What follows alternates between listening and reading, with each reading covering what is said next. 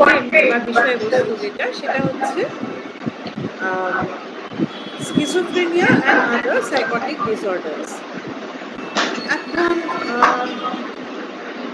আপনারা যারা কালকের ক্লাসে ছিলেন, গতকালকের ক্লাসে আপনাদের মনে থাকবে হয়তো যে আমি বারবার একটা জিনিস বলছিলাম যে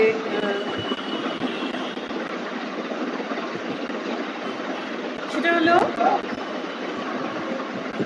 এতদিন আমরা যে ইয়েগুলো আলোচনা করছিলাম মেন্টাল ডিসঅর্ডারগুলো, সেগুলো মাইল্ড ফর্ম বলতে কি বোঝাচ্ছে যে এটা আমার কাজকর্মকে বা আমার রোজকার লাইফকে, আমার টোটাল পার্সোনালিটিকে বা আমার ইন্টারপার্সোনাল রিলেশনশিপগুলোকে ততটা আফেক্ট করছে। এবং এইরকম যে অসুস্থতাগুলো যেখানে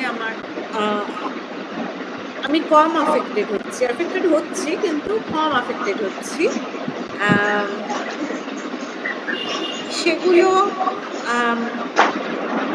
তার মধ্যে বায়োলজিক্যাল ফ্যাক্টরের প্রেজেন্স রিলেটিভলি কম। জেনেটিক বা বায়োকেমিক্যাল কিছু একটা নিউরোকেমিক্যাল ইমব্যালেন্স বা কিছু একটা স্ট্রাকচারাল প্যাথোলজি, যেগুলো নার্ভাস সিস্টেমের যদি কোনো স্ট্রাকচারাল প্যাথোলজি থাকে, সেই জিনিসগুলো কিন্তু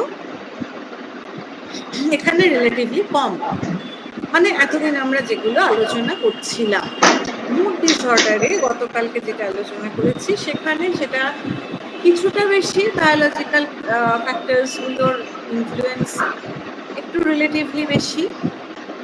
আর আজকে যেটা আলোচনা করবো স্কিজোফ্রেনিয়া বা অন্য সাইকোটিক ডিসঅর্ডার্স, সেটাকে কিন্তু অনেকটাই বেশি, মানে বেশ বেশি রকম প্রভাব আমরা পাবো of genetic and biological factors. তো সেই জিনিসটা মাথায় নিয়ে আমরা বাকিটা আলোচনা করব।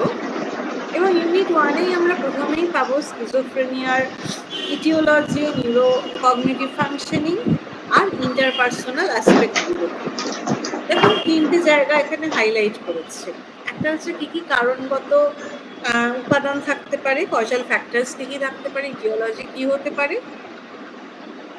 সেকেন্ড হচ্ছে নিউরোলজিক্যাল প্যাথোলজির কারণ আমার কগনিটিভ ফাংশনিং কিভাবে অ্যাফেক্টেড হচ্ছে। কগনিটিভ ফাংশনিং আমরা সবাই জানি যে যেটা ইন্টেলেক্ট রিলেটেড ফাংশনিং, যেমন আমার sensation, perception, not sensation actually but perception, memory, learning,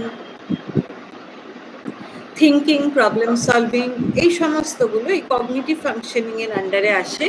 এবং ওই ফাংশনিংগুলো, those functionings are influenced by neurological condition to a great extent. আমার যদি নিউরোলজিক্যাল ফাংশনিং ঠিক না থাকে, সেটা কিন্তু আমার কগনিটিভ ফাংশনিংকে অ্যাজ ওয়েল অ্যাফেক্ট করবে।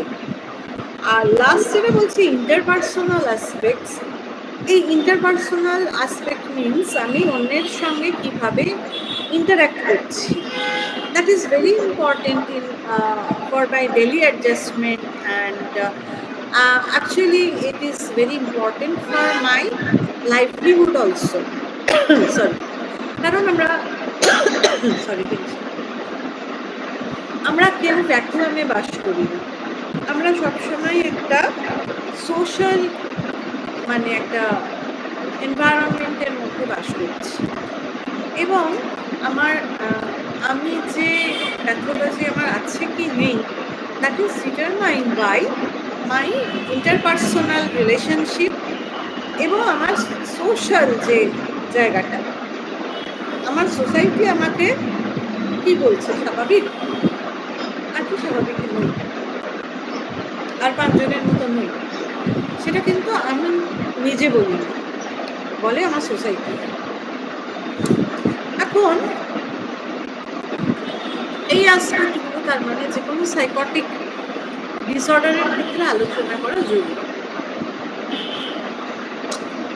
যদি কনসেপ্টের দিকে আসি, first we are starting with the concept and description of schizophrenia, তাহলে দেখবো যে অ্যাকচুয়ালি প্যাথোলজি তো রয়েছে, প্যাথোলজি তো থাকেই, সেটাকে কিভাবে কি আইডেন্টিফাই করতে পারছে, কোন সময় সেটা আইডেন্টিফাইড হচ্ছে, দ্যাট ইজ ইম্পর্টেন্ট।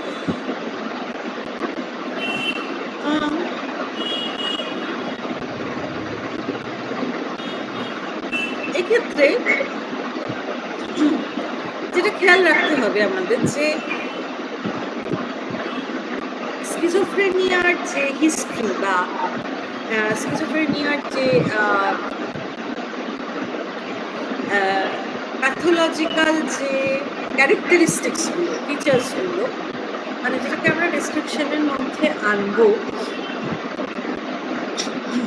সেগুলো তো বরাবরই ছিল, কিন্তু আমরা কখন থেকে সেই জিনিসগুলোকে আইডেন্টিফাই করতে আরম্ভ করলাম এবং কিভাবে আইডেন্টিফাই করতে শুরু করলাম, that is a matter of importance. তার আগে বলে নেওয়া ভালো যে এটা সিভিয়ার সাইকোটিক ডিসঅর্ডার, যদি আমি এক কথায় বোঝাতে চাই যে হোয়াট ইজ স্কিজোফ্রেনিয়া, এটাকে বলতে পারা যায় একটা সিভিয়ার সাইকোটিক ডিসঅর্ডার, এবং এখানে মানে almost people lose control over their all cognitive, affective and overall total personality. They may hear voice, they may see things that are not there and believe that others are reading or controlling their minds, মানে which is very much unusual, not একটু unusual নয়। ছেলেদের মধ্যে এই সিমটমসগুলো একটু অল্প বয়সে দেখা যায়। অ্যাকচুয়ালি এখানে একটা জেন্ডারের একটা ব্যাপার থাকে, মেয়েদের থেকে বেশি ছেলেদের মধ্যে স্কিজোফ্রেনিয়ার অ্যাটাক বেশি দেখা যায়, যেরকম মেয়েদের থেকে বেশি, তুলনামূলকভাবে বেশি অবশ্যই ছেলেদের মধ্যে অটিস্টিক ফিচারের ম্যানিফেস্টেশন বেশি দেখা যায়। তার মানে এই নয় যে মেয়েদের স্কিজোফ্রেনিয়া হয় না বা মেয়েদের মধ্যে অটিস্টিক ফিচার থাকে না, থাকে। আমি রেশিওর কথা বলছি। যদি আমি হিস্ট্রির জায়গাটা দেখি তাহলে দেখবো যে 1810-এ জন হাসলাম বলে একজন অ্যাপোথিকারি, তিনি বেথলেম হসপিটালে কাজ করতেন লন্ডন, ইংল্যান্ডের। তিনি প্রথমে ক্লিনিক্যাল ডেসক্রিপশন দেন which is quite identifiable with the schizophrenic disorder. তারপর আমরা এটার একটা উল্লেখ পাই, একটা বিবরণ পাই 50 years later, যখন বেলজিয়ান সাইকিয়াট্রিস্ট বেনেডিক্ট মোরেল, তিনি প্রথম একটা টার্ম ইউজ করেন ডিমেন্সে প্রিকোসে বলে, যেটার মানে হলো আর্লি এজে মেন্টাল ডেটেরিওরেশন। কেন এই টার্মটা, এই পার্টিকুলার টার্মটা কেন ইউজ করা হলো? কারণ বয়সের সঙ্গে সঙ্গে মেন্টাল ডেটেরিওরেশন ইজ কোয়াইট নর্মাল, সেটাকে আমি কখনোই অ্যাবনর্মাল বলবো না। এবং সেরকম ঘটলে, মানে ধরুন একটা বয়সের পর 70-80 এরকম বয়সের পর, আমরা জানি আমাদের যাদের বাড়িতে এলডারলি পার্সনস রয়েছেন, তারা আমরা প্রত্যেকেই জানি যে একটা বয়সের পর তাদের মধ্যে বিভিন্ন ধরনের কগনিটিভ ফাংশনের ডেটেরিওরেশন দেখতে পাওয়া যায়। সব থেকে আগে যেটা হয়, শর্ট টার্ম মেমোরি লস হয়, যে ইদানিংকালের ঘটনা অতটা মনে রাখতে পারেন না, এক্ষুনি খেয়েছেন কি খাননি সেটা মনে রাখতে পারেন না, আপনাকে একটা কথা 4 বার বলতে হয়, কিন্তু খুব ভালোভাবে ছোটবেলার ঘটনাগুলো রিকল করতে পারেন। অর্থাৎ সেখানে বোঝা যায় যে একটা there is a deterioration in cognitive function and that is quite usual। সেটার জন্য আমি তাকে কখনোই স্কিজোফ্রেনিক বলবো না, কিন্তু সেটা যদি এই কম বয়সে হয় তখন সেটাকে একটা প্যাথোলজিক্যাল কন্ডিশন বলে ধরা হবে। এরপর আমরা কাকে পেলাম? জার্মান সাইকিয়াট্রিস্ট এমিল গ্রেপলিন, যে স্কিজোফ্রেনিয়াকে আরও বেশি স্পেসিফাই করতে পারলো এবং স্পেসিফিক একটা ডেসক্রিপশন দিতে পারলো। গ্রেপলিন ওই মোরেলের যে টার্মটা, তারই একটা ল্যাটিন ভার্সন ইউজ করলো। কি বললো ওটাকে? ডিমেনশিয়া প্রিকক্স। এবং সেখানে সেই কন্ডিশনগুলোকে সে রেফার করলো যেগুলো সবকটাই বেশি বয়সের মেন্টাল ডেটেরিওরেশন যদি অল্প বয়সে শুরু হয় সেই যে অবস্থাটা বোঝায় সেইটাকে ইন্ডিকেট করে। তখনও অব্দি দেখুন স্কিজোফ্রেনিয়া টার্মটা আসেনি, সেটা এলো কখন, যখন সুইস সাইকিয়াট্রিস্ট ইউজেন ব্লিউলার তিনি এই টার্মটা প্রথম ব্যবহার করলেন 1908-এ এবং তিনি বললেন, তিনি অ্যাকচুয়ালি এই এই যে কন্ডিশন, এটা সবসময় সবাই যখনই যে ডিসক্রাইব করেছেন তারা সবাই এটাকে একটা হেটেরোজেনিয়াস গ্রুপ অফ ডিসঅর্ডার্স বলেছেন, অর্থাৎ এক ধরনের মানে একটা পার্টিকুলার টাইপ অফ ফিচার্স দিয়ে আপনি স্কিজোফ্রেনিয়াকে কখনো ডিসক্রাইব করতে পারবেন না।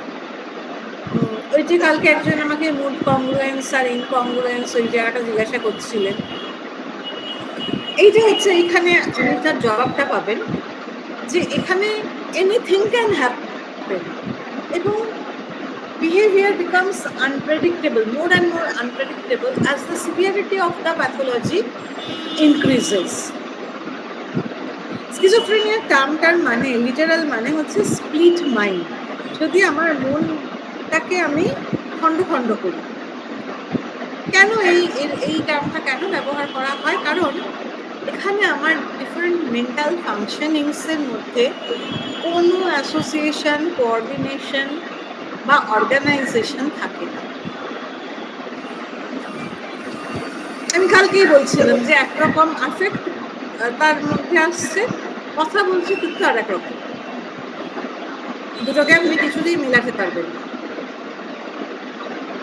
এবং তাছাড়া কি থাকছে, অ্যাম্বিভ্যালেন্স থাকছে, অর্থাৎ এই রেগে যাচ্ছে, এই খুশি হয়ে যাচ্ছে, সেটা শুধু বাইপোলার না, ইলিশন ডিপ্রেশনের জন্য না। একটা লোকের প্রতি সে একবার ভালো ব্যবহার করছে, একবার হয়তো সে ভীষণ রেগে তাকেই মারতে যাচ্ছে, বাচ্চারা জানে না। অ্যাকচুয়ালি এই অবস্থাটা না একদম বয়স্ক যারা ডেটেরিওরেট করছেন বা একদম ছোট্ট বাচ্চাদের সঙ্গে তুলনীয়। একটু যদি আপনারা আমাকে একটু এক্সকিউজ করেন, আমি এক্ষুনি ফিরছি।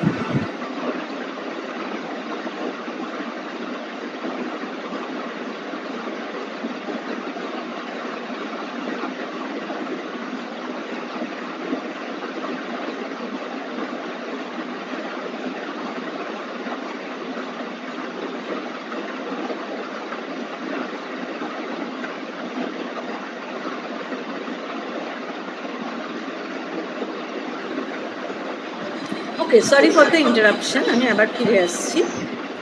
তো আমি ছিলাম স্প্লিট মাইন্ডের জায়গায়, এবং কেন এটাকে স্প্লিট মাইন্ড বলছে সেটাকে আমি এক্সপ্লেন করতে চেষ্টা করছি।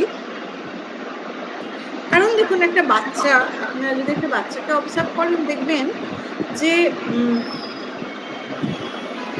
ওদের মধ্যে খুব চটপট মুড চেঞ্জ হয়, খুব চটপট বিহেভিয়ার চেঞ্জ হয়। এই দেখছেন একটা জিনিস নিয়ে, একদম ছোট বাচ্চার কথা ভাবুন, একটা টডলার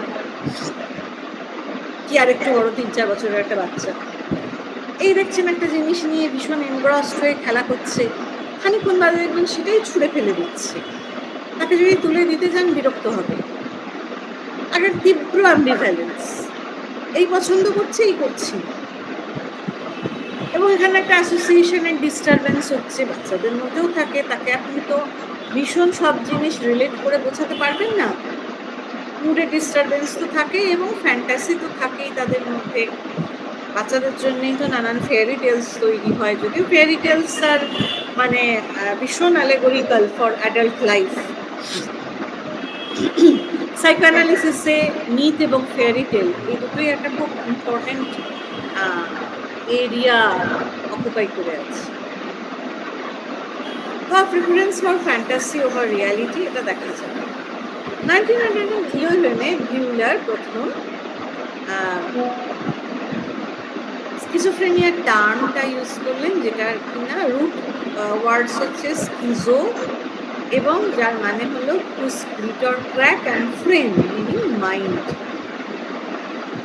এবং উনি বিশ্বাস করতেন যে এখানে একটা থট প্রসেসের ডিসঅর্গানাইজেশন ঘটে, একটা lack of coherence between thought and emotion, ওই mood incongruence, and an inward orientation away from reality. অর্থাৎ এই যে স্প্লিটিংটা, এটা মানুষের নিজের বিভিন্ন ফাংশনিংয়ের মধ্যে তো স্প্লিটিংটা তো হচ্ছেই, এটা তো হচ্ছে, plus there is a split from reality. বাস্তব থেকে সে বিযুক্ত হয়ে যাচ্ছে। নেক্সট আমরা যেটাতে আসছি, ডায়াগনস্টিক ক্রাইটেরিয়া। এখানে দেখুন A B C D E F 6টা ভাগে ক্রাইটেরিয়াটাকে ভাগ করা হয়েছে। এই যতগুলো আপনারা ডিসঅর্ডার করবেন বা করেছেন, যতগুলোতে আপনারা এই DSM-4 TR-কে ইনক্লুডেড দেখেছেন, সবগুলোর ক্ষেত্রে একটা জিনিস দেখবেন যে কিছু স্পেসিফিক ক্যারেক্টারিস্টিক্স যেমন আছে, তেমনি একটা স্পেসিফিক ডিউরেশনের কথা মেনশন করা আছে। বেশিরভাগ ক্ষেত্রেই সেটা 6 সপ্তাহ, 2 সপ্তাহ, 1 মাস, এরকম ধরনের একটা টাইম পিরিয়ডকে ইন্ডিকেট করে। এখানেও this is not an exception. এখানেও দেখুন কি রয়েছে, 2 or more of the following characteristic symptoms each present a significant portion of time during a 1-month period or less if successfully treated. দেখুন একদম স্পেসিফাই করা আছে, এই জন্যই DSM-4 কে আমরা এত বেশি ব্যবহার করি, বা DSM ক্লাসিফিকেশনটাকেই আমরা এত বেশি ব্যবহার করি যে কোনো ভার্সনকে, কারণ দে আর ভেরি স্পেসিফিক। এই যে 5খানা characteristic symptoms, delusions, hallucinations, disorganized speech, disorganized or catatonic behavior, grossly disorganized যেটা, and negative symptoms যেমন affective flattening, allogia, avolition, এই যে জিনিসগুলো, এই 5টার মধ্যে যে কোনো দুটো অন্তত 1 মাস প্রেজেন্ট থাকতে হবে, এবং দ্যাট টু মানে রোজকার রোজ তা নয়, 1 মাসের মধ্যে বেশ অনেকটা সময়, ইফ নট ডেলি। মানে অর্থাৎ একজন স্কিজোফ্রেনিক পেশেন্ট যাকে আপনি ডায়াগনোজ করতে যাচ্ছেন, সে যে রোজ প্যাথোলজি বা সবসময় যে সে প্যাথোলজি ম্যানিফেস্ট করছে এমন কিন্তু নয়। মাঝে হয়তো 2 ঘন্টা আপনার সঙ্গে সে বেশ ভালো ইন্টারাক্ট করবে, যার জন্য বাড়ির লোকেরাও ভীষণ ধন্দে পড়ে যায় যে এ কি সত্যি অসুস্থ নাকি নয়। দেখবেন এই যে সাবস্টেন্স অ্যাবিউজ ডিসঅর্ডারের কথা যে বলছিলাম আগের দিন, কালকে, সেখানে একটা জিনিস আপনারা, আমি জানি না আপনাদের তো এখনো ক্লিনিক্যাল এক্সপোজার হয়েছে নাকি হয়নি, হয়েছে কি একটু যদি বলেন। হ্যাঁ ম্যাম, আমাদের তো ইন্টার্নশিপ করতে হয়েছে। করতে হয়েছে মানে হয়ে গেছে ইন্টার্নশিপ করা? হ্যাঁ ম্যাম। বাবা, ইন্টার্নশিপ করে তারপর আপনি থিওরি পড়ছেন, চমৎকার ব্যাপার। ম্যাম আমাদের তো ফর্ম ফিল আপ করতে হবে, এক্সাম দিতে হবে, ওই জন্য আগে থেকে করতে হয়েছে। নভেম্বরে সাবমিশন আছে, ফাইন। আমি বুঝলাম, ব্যাপারটা বেশ অদ্ভুত আর কি, যে ঘোড়ার আগে গাড়িকে রাখা আর কি। না ম্যাম, সবার হয়নি। আচ্ছা আচ্ছা, বেশ বেশ, যাই হোক না, আমি কোনোটাকে করছি না, মানে ছোট করে দেখছি না, কারণ মানে হয়েছে, ঠিক আছে, আপনারা এক্সপোজ, তারপর আপনারা থিওরিটা পড়ছেন, হতেই পারে। তাহলে আমি তাদের কথা বলবো, মানে যারা এক্সপোজড অলরেডি, ইন্টার্নশিপ যারা করেছেন, তাদেরকে বলবো যে দেখবেন আপনারা যদি আপনাদের ইন্টার্নশিপের টাইমে, কে কোথায় করেছেন জানি না, কোনো মানে অ্যাডিক্ট পেশেন্ট পেয়েছেন কি, অ্যাডিক্ট কাউকে? হ্যাঁ ম্যাম, অ্যাডিকশন দেখেছি। আমি পেয়েছি ম্যাম। পেয়েছি। হ্যাঁ, আপনার গলাটা না খুব আস্তে আসছে। হ্যাঁ, শুনতে পাচ্ছেন না? না, আপনাকে বলিনি, আর একজন যিনি কথা বলছেন। আরেকজন কেউ কথা বলছিলেন, কোনো একজন লেডি কথা বলছিলেন, কে বলছিলেন? হ্যাঁ ম্যাম, অ্যাডিকশন না, পেশেন্ট আপনি পেয়েছিলাম। আরেকজন একটু এজেড কেউ কথা বলছিলেন কি এর মধ্যে? আচ্ছা, ওকে, এনিওয়ে। অভিজিৎ বাবু, আপনি বলছেন আপনি অ্যাডিকশনের কেস পেয়েছেন? হ্যাঁ হ্যাঁ ম্যাম। আচ্ছা, ও আপনারই ব্যাকগ্রাউন্ডে নয়েজটা আসছে। হ্যাঁ হ্যাঁ, আমি আসলে একটু গাড়িতে আছি তো side থেকে আওয়াজ catch করছি। আচ্ছা আচ্ছা, ঠিক আছে। আমি এইটাকে ধীর করছি। ঠিক আছে। এখন ব্যাপার হচ্ছে যে যারা অ্যাডিকশনাল পেশেন্ট পেয়েছেন, দেখবেন তারা যখন অভিজিৎ বাবু, আপনি প্লিজ মিউট করুন, না হলে অসুবিধা হচ্ছে। আমার জাস্ট ওইটুকু জানার ছিল। তো তারা দেখবেন তাদের একটা খুব কমন ফিচার যেটা তাদেরকে ফেস করতে হয়, আপনার কাছে বাড়ির লোক এসে বলবে ও কিন্তু খারাপ নয়, ও বেশ মাঝে মাঝে খুব ভালোই থাকে, জানেন তো। মাঝে মাঝে যে ওর কি হয়, মাথায় একটা ভূত চাপে, কখনো নেশা করে ফেলে, আপনি কিছুতেই ওদেরকে বোঝাতে পারবেন না। এবং এটা অ্যাডিকশনে খুব কমন ফিচার, সেই জন্য আমি আগে অ্যাডিকশনের উদাহরণ দিলাম। এটা যে কোনো ডিসঅর্ডারের ক্ষেত্রেই দেখবেন, যারা মানে কেস হিস্ট্রি দিচ্ছেন, তার কাছাকাছি যে সমস্ত মানুষরা থাকেন, তারা একটা ডিনায়ালে, প্রথম কথা তারা একটা ডিনায়ালে থাকেন যে তাদের কাছের জন তারা একটা মানসিক অসুস্থ, এই জায়গাটা মানতেই তাদের অনেকটা সময় লেগে যায়। এটা একটা কারণ। আর দ্বিতীয় কারণ যেটা, সেটা হচ্ছে যে তারা কনফিউজড থাকে। কারণ এই যে দেখুন, একজন স্কিজোফ্রেনিক মানুষও, সব থেকে যার সিভিয়ার মোস্ট ডিসঅর্ডার, সেও কিন্তু সময়ে সময়ে আপনার সঙ্গে একদম নর্মাল রিয়াক্ট করতে পারে। আমি এগেন সেইং নেই।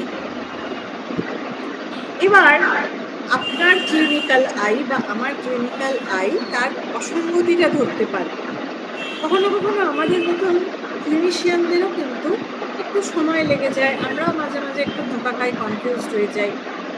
খুব কেয়ারফুলি যদি আমি না তার কথাবার্তা বা কেস হিস্ট্রি ফলো করি, তো সেক্ষেত্রে যারা মানে কি বলবো, যারা নন টেকনিক্যাল পার্সন, তাদের তো অসুবিধে হবেই। তো সেইটাই এখানে বলার চেষ্টা করা হয়েছে যে a significant portion of time during a 1 month period, এবং এই 5টার মধ্যে যে কোনো দুটো অবশ্যই থাকতে হবে। এমনকি যদি একটা সিমটমও দিয়েও আমরা এটাকে এক্সপ্লেন করতে চেষ্টা করি, যেমন ডেলিউশন বা হ্যালুসিনেশন, সেক্ষেত্রে তার ইন্টেন্সিটিটা অনেক বেশি হতে হবে। ডিলিউশনটাকে অনেক বেশি বিজারে, অর্থাৎ অনেক বেশি অ্যাবসার্ড হতে হবে। একটা বিজারে ডিলিউশনের এক্সাম্পল দিই। আমাকে একজন স্কিজোফ্রেনিক সে বলেছিল যে সাদ্দাম হোসেন, তখন ওই গালফ ওয়ার চলছিল, আমরা যে টাইমে ট্রেনিং ছিলাম সেই টাইমে গালফ ওয়ারের টাইম, 94, 95 এরকম। তো তখন ওই গালফ ওয়ার চলছিল এবং একজন আমাকে বলেছিল যে জর্জ বুশ আর সাদ্দাম হোসেন দুজনেই আমার নাতি। তো it's a kind of bizarre delusion, মানে ডিলিউশনেরও তো একটা মা বাবা থাকবে আর কি। তো এই স্কিজোফ্রেনিকদের ক্ষেত্রে ওই এটা বাউন্ডারিটা ওরা লুজ করে ফেলে। তারপর বললো গোটা পৃথিবী একটা টিনের চাল দিয়ে ঢাকা, মানে this are most absurd kind of thoughts. Delusion হতেই পারে, মানে যদি আপনারা বিউটিফুল মাইন্ড দেখেন, বিউটিফুল মাইন্ড কেউ কেউ নিশ্চয়ই এখানে দেখেছে, জন ন্যাশ, তার সত্যি ঘটনা নিয়ে এটা তৈরি করা, একজন নোবেল লরিয়েট ছিলেন ম্যাথসে। তো তার ক্ষেত্রে তিনি একটা সময় প্যারানয়েড ডেলিউশনে ভুগতেন এবং প্যারানয়েড স্কিজোফ্রেনিয়া তাকে ডায়াগনোজ করা হয়েছিল। এবং সেক্ষেত্রে তার প্রচণ্ড গ্র্যান্ডিওসিটি হতো। তিনি সবসময় বলতেন যে কোনো খুব ইম্পর্টেন্ট মিশনে তাকে কিছু ইম্পর্টেন্ট অথরিটি তাকে নিযুক্ত করেছেন, আর তিনি একটা খুব ইম্পর্টেন্ট কিছু বানাচ্ছেন, খুব ইম্পর্টেন্ট ফর্মুলা তার কাছে আছে, অলমোস্ট লাইক আমাদের হিন্দি মুভিও, মানে আমাদের ইন্ডিয়ান মুভিগুলো অলমোস্ট ওই স্কিজোফ্রেনিক টাইপেরই হয়। ইন্ডিয়ান স্প্লিট মাইন্ড এমনি একটা কনসেপ্ট আছে। তো যাই হোক, ওটা মজা করে বললাম, মানে অলমোস্ট লাইক দ্যাট, যে ওই রকম এই বলে উনি কোথাও একটা যেতেন, মানে সেটা ওনার হ্যালুসিনেটরি, মানে ওই ডেলিউশনটার সঙ্গে ওনার কিছু হ্যালুসিনেশন রিলেটেড ছিল, যে উনি একটা ইম্পর্টেন্ট মিটিংয়ে যেতেন, উনি সেখানে কিছু ইম্পর্টেন্ট জিনিস বলতেন বা কিছু একটা জমা দিতেন। এই জায়গাগুলো অ্যাকচুয়ালি উনি যেতেন একটা ভাঙা পোড়ো বাড়িতে, এবং সেখানে একটা ভাঙা পোস্ট বক্সে উনি ওনার লেখা জিনিসগুলো ওখানে পোস্ট করে আসতেন। উনি ভাবতেন যে উনি একজন খুব ইম্পর্টেন্ট কাউকে এই জিনিসগুলো, খুব একটা গুপ্ত জিনিস, খুব একটা ইম্পর্টেন্ট জিনিস, সেটা পাঠাচ্ছেন। একটা গ্র্যান্ডিওসিটির ডেলিউশন, কিন্তু which is very absurd, very absurd. On the contrary, আমি এরকম ডিলিউশন বলছি যেরকম, যে আমার কাছে একজন এসছে, সে তখনও তার পুরোপুরি স্কিজোফ্রেনিক বা সাইকোটিক ব্রেকডাউন পুরোপুরি হয়নি। সে আমার কাছে এসে বলছে যে আমার স্ত্রীর সমস্যা, সে নিজের বলছে না, অথচ আমি প্রেসক্রিপশন লিখছি তার না। তো তখন আমি জিজ্ঞাসা করছি যে আপনার স্ত্রীর সমস্যা বলছেন, প্রেসক্রিপশনটা তো আপনার নামে, এখানে তো কেস হিস্ট্রি আপনার দেওয়া আছে। তখন উনি বলছেন যে না, আমার স্ত্রীকে তো নিয়ে যাওয়া যায় না ঠিক ডাক্তারের কাছে, ওই জন্য আমি গিয়ে আমার নাম দিয়েই এই প্রেসক্রিপশনগুলো তৈরি করি। মানে দেখুন, এখানে একটু অ্যাবসার্ড হলেও উনি চেষ্টা করছেন একটা রিয়ালিটি রাখা। আমি বললাম, তো আপনার স্ত্রীর কী প্রবলেম? বলে আমার স্ত্রী আমাকে বিষ খাইয়ে খুন করতে চায়, একদম ডেলিউশন অফ পারসিকিউশন, আমাকে কেউ হার্ম করবে ওই জায়গাটা। এবং উনি কি সুন্দর তার একটা সুন্দর লজিক বানালেন, আপনার স্ত্রী খামুক আপনাকে বিষ খাইয়ে কেন খুন করতে চাই? দেন হি ইজ সেইং যে হ্যাঁ, ওর তো অ্যাকচুয়ালি একটা এক্সট্রা ম্যারিটাল অ্যাফেয়ার আছে, ও তো আমার সঙ্গে থাকতে চায় না, এবার আমি যেহেতু ওকে ছেড়ে দেবো না, সেই জন্য আমাকে খুন করে ওই লোকটার সঙ্গে যেতে চাই। মানে I am just giving this example. এটা এই কারণে নয় যে আমি এটা নিয়ে মজা করতে চাইছি বা আপনাদের একটা খুব রসালো গল্পের সন্ধান দিচ্ছি, তা না। I am just talking about যে অ্যাবসার্ডিটি অফ ডেলিউশন। দেখুন, আমি প্রথম যে ডেলিউশনটা বললাম, যে উদাহরণগুলো দিলাম, এবার এই যে পরের যেগুলো দিচ্ছি, পরেরগুলোতে কিন্তু টু সাম এক্সটেন্ট হলেও একটা লজিক বা র্যাশনালিটি মেনটেন করার চেষ্টা করা হচ্ছে। সেটাকে যারা উল্টো সাইডে রয়েছে তারা বুঝতে পারছে যে এর মধ্যে একটা অ্যাবসার্ডিটি আছে, কিন্তু একেবারে আপনি দেখবেন এই লজিকগুলোকে ফেলে দেওয়া যায়। It may happen in a relationship, একটা প্যাথোলজিক্যাল রিলেশনশিপ, যেখানে একজন স্পাউস আর একজন স্পাউসকে একটা এক্সট্রা ম্যারাইটাল কারণে মেরে ফেলতে চাইছে। টিপিক্যালি যেটাকে আমরা Othello syndrome, jealous husband syndrome এইসব বলি, ইটস লাইক দ্যাট। কিন্তু ইট মে হ্যাপেন, একদম দিয়ে দেওয়া যায় না সম্ভাবনাটাকে। তো এখানে আপনাকে অ্যাবসার্ডিটি একটু কষ্ট করে খুঁজতে হবে, এই লজিকওয়ালা ডেলিউশনগুলো। কিন্তু অন দি আদার হ্যান্ড, আপনি যখন স্কিজোফ্রেনিয়া ডেলিউশনগুলোকে দেখবেন, দ্যাট আর মোর বিজারে, ওই যেরকম বললাম যে দুজনেই সাদ্দাম হোসেন, জর্জ বুশ আমার নাতি, এই টাইপের যে ব্যাপারগুলো। এছাড়া এই যে এইরকম ধরনের যদি ব্যাপার থাকে না, বা একটা খুব প্রমিনেন্ট হ্যালুসিনেশন, যে রানিং কমেন্টারি দিয়ে যাচ্ছে আমার কানের কাছে, সে বলল এরকম পেশেন্ট দেখেছি, তাকে মাথা নাড়াফেড়া করে নিয়ে চলে এসছে তার বাড়ির লোকজন। কেন মাথা নাড়া করেছো ভাই?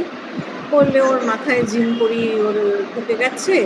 ওই আগেকার দিনে যে কনসেপ্টগুলো ছিল, সব সোশিও কালচারাল ইয়েতে তো আর ওই অ্যাডভান্সমেন্ট বা এনলাইটেনমেন্ট হয় না। তো যাই হোক, বললো যে ওইসব জিন করি টরি আমার মাথায় ঢুকে গেছে, ওই জন্য আমরা ওর মাথা ইয়ে করে দিয়েছি, ওইসব কামিয়ে দিয়েছি, তাতে কিসব ওষুধ টষুধ ওরা লাগায়, কিসব প্রলেপ লাগায়, এটা ওটা করে, যাই হোক। মানে লোকটা থাকে স্লাম এরিয়া। এলাম, তা তোমার সমস্যাটা কি? তখন ওর মা বলছে যে ও তো মাঝরাত্রে উঠে ছুরি নিয়ে আমায় খুন করতে চায়। তো when we ask that person যে why do you do this, আমরা বুঝতে পারছি যে স্কিজোফ্রেনিক বা একটা সাইকোটিক ব্রেকডাউন হয়েছে লোকটা। তাও আমাদেরকে তো for the sake of diagnosis আমাকে তাকে ইন্টারভিউ করতে হবে, ডায়াগনোস্টিক ইন্টারভিউ। আমরা বলছি যে কেন তুমি এটা করো? আমরা তখন গ্রুপে ট্রেনিং নিতাম, সেই জন্যে একসঙ্গে 2-3 জন থাকতাম। হয় কেন করো এটা তোমরা? তুমি এটা করো? তখন বলছে যে আমাকে করতে বলো। কে করতে বলে? ওই তো ওই মেয়েটা করতে বলে। ও আচ্ছা কোন মেয়েটা? তা জানি না, আমার কানের মধ্যে এসে সবসময় বলছে ফোন করো ফোন করো ফোন করো। বললো ও শুধুই একলা ওই মেয়েটাই বলে? তখন বললো না না, একটা লোকও বলে মাঝে মাঝে, আবার দুজনে মাঝে মাঝে ঝগড়া করে। তো these are typical schizophrenic hallucination. এবং এইটা যদি একমাত্র সিমটম নিয়েও একজন আসে না, তখন নির্দ্বিধায় তাকে একটা সাইকোটিক ডিসঅর্ডার তো বলা যায়, এবং অলমোস্ট অল কেসেস এটা স্কিজোফ্রেনিক ডায়াগনোসিসই হয়। এছাড়া আমরা কি পাচ্ছি? টু অর মোর ভয়েসেস, যেটা বললাম কনভার্সিং উইথ ইচ আদার। এছাড়া পাচ্ছি সোশ্যাল বা অকুপেশনাল ডিসফাংশন। এই সমস্ত যদি একটা লোকের ভেতরে চলতে থাকে, সে যদি ওই জিনিসটা নিয়ে প্রিঅকুপাইড থাকে, সে সোশ্যালি ইন্টারাক্টই বা করবে কখন, আর কাজকর্মই বা করবে কখন? কাজেই তার সোশ্যাল বা অকুপেশনাল ডিসফাংশন হয়, এবং ওই ওই ওই ১ মাসের বেশিরভাগ সময়টাই সেই ডিসফাংশনটা নিয়েই কাটায়। সেলফ কেয়ারও তার নষ্ট হয়ে যায়, নিজের দেখাশোনা করতে পারে না, এরকম ধরনের অদ্ভুত অদ্ভুত জিনিস তার সঙ্গে করতে হচ্ছে। নাম্বার সি, যেটা ৩ নম্বর, ডিউরেশন। এই কন্টিনিউয়াস সাইন্স অফ ডিস্টারবেন্স, মানে in order to be diagnosed, এই সবকটাই হচ্ছে in order to be diagnosed as schizophrenia. আপনি যদি কাউকে স্কিজোফ্রেনিয়া বলে ডায়াগনোসিস করতে চান, তাহলে এইগুলো আপনাকে খেয়াল রাখতে হবে। তার মধ্যে সি হচ্ছে ডিউরেশন, যেখানে অন্তত ৬ মাস ধরে বিভিন্ন ধরনের ডিস্টারবেন্স কন্টিনিউয়াসলি আছে, এবং তার মধ্যে অ্যাটলিস্ট ১ মাস ক্রাইটেরিয়ান এ রিলেটেড সিমটমস কিছু না কিছু আছে, এবং প্রত্যেকটা ক্ষেত্রেই দেখুন ব্র্যাকেটে লেখা রয়েছে or less if successfully treated. যদি বাড়ির লোক চটপট বুঝে গেল, ডাক্তারের কাছে নিয়ে গেল, ডাক্তার ওষুধ দিল, তাহলে ওটা ১ মাসের কম সময়ও থাকতে পারে। কিন্তু ট্রিটমেন্ট না হলে, যেটা বেশিরভাগ ক্ষেত্রেই হয়, সেক্ষেত্রে সেটা বেশ ১ মাস মতো পারসিস্ট করতেই পারে। এবং এখানে দেখুন এই যে DEF যেটা আছে, DE বিশেষ করে, সেই বলুন কেউ কিছু যদি বলতে চান, আর যদি কেউ কিছু না বলতে চান প্লিজ। ম্যাম একটা প্রশ্ন রয়েছে। হ্যাঁ বলুন। ম্যাম একটা প্রশ্ন রয়েছে, question. Ma'am, where does schizophrenia originate in the brain? Is it indicated like in any other studies, like, a part of brain is for memory, a part of brain is for sensory? Do we have any evidence to where schizophrenia originates? I haven't Can we got see your this question, ma'am. Please repeat. Ma'am, so ma'am, where there are some centers of the brain and the memory which are affected in schizophrenia. Like technically, it's supposed to be generated like that. So is there like a basis? Can we see it on any brain scans? A person has schizophrenia. Sometimes do we have a confirmatory test? Do we know it? Like, have there any studies or tests to confirm things like that? That's my question, ma'am. Syllabus might be outdated. Hello. Yes, actually, I'm not actually getting, but I want to say. Actually, there are different parts of the brain which are responsible for different memories. Now there are different, like, if even say suppose we have like a hypothalamus, like if our hypothalamus in the brain gets injured, then we know that we are not going to form like permanent memories. Yes. If the prefrontal cortex gets affected, we know that we are not going to have higher thinking function as human beings. We, as the word we use to indicate human beings. So can we say like which part of the brain making the We will discuss person this when we respond will discuss etiology. What me, madam? Okay. When we will discuss etiology, you will get your answer. Oh, okay. Right now, we are talking about symptoms only. All right. Right. Okay. Okay. And ma'am, my second question is, ma'am, are these delusions consistently the same delusions, or they can be different delusions? They can be same, they can be different, they can be related, they can be theme based, like puja, Durga Puja, like there is a theme Okay. of Okay. delusion, but there may be different types of Theme to the manifestation. delusions. It may Okay. happen, or it may be same, as I have given the Okay. example Okay. of a Okay. beautiful mind. In the case of A Beautiful Mind, what I said, that the person, the scientist John Nash, he used to think that he has discovered something important and he is going to deliver it to some very important authority, and someone is going to steal that. That is the same delusion he is carrying out. Okay. Okay. He is new to himself. Right, right, ma'am. Right. Okay, so এই যে D আর E, যেটা schizoaffective and mood disorder exclusion, substance and general medical condition exclusion, তার মানে এই জায়গাগুলো না differential diagnosis, অর্থাৎ এই যে সমস্ত symptoms like delusions, hallucination, disorganize speech, action, এনা তেনা, negative symptoms, all these things will not be generated from schizoaffective and mood disorder, will not be generated from substance related condition, will not be generated from general medical conditions. These things we have to specify, যে এগুলো ওষুধ খাওয়ার কারণে নয়, এগুলো শারীরিক অসুস্থতার কারণে নয়, এগুলো মুড ডিসঅর্ডারের জন্য নয়। এই সমস্ত বাদ দিয়েও যদি এই সিমটমসগুলো থাকে, তখন আমরা এটাকে স্কিজোফ্রেনিয়া বলে আইডেন্টিফাই করব। And there may be relationship to pervasive development disorder.